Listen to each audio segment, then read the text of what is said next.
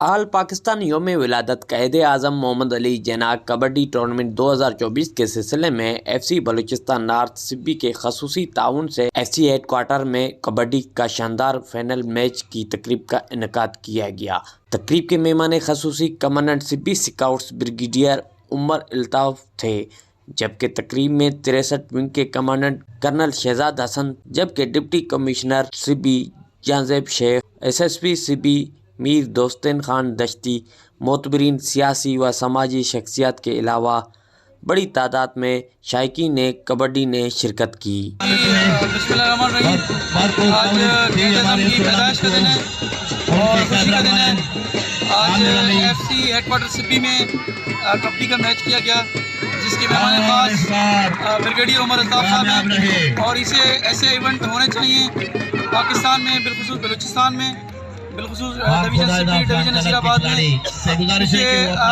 کھیل کے میدان جب تک سجیں گے تو جیسے بھی ہمارے جتنے بھی نوجوان ہیں تو اس سے ایک اچھا پازیٹیو میسج آتا ہے، اور ایسے میچ ہونے چاہیے، چاہے فٹ بال ہو، کبڈی ہو اور کرکٹ۔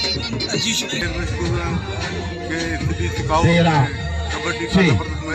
ہم اپنے محترم اپنے معزز ڈپٹی جیل سپرنٹینڈنٹ محترم جناب آصف کاکڑ صاحب، اسسٹنٹ تیمور شاہ صاحب اور حاجی ظفر خان صاحب کو بھی گرون آمد اور خوش آمدید کہتے ہیں۔ ہم لوگ بے شکر گزار ہیں کہ آئندہ بھی ایسے کبڈی کے میچ ہوتے رہیں۔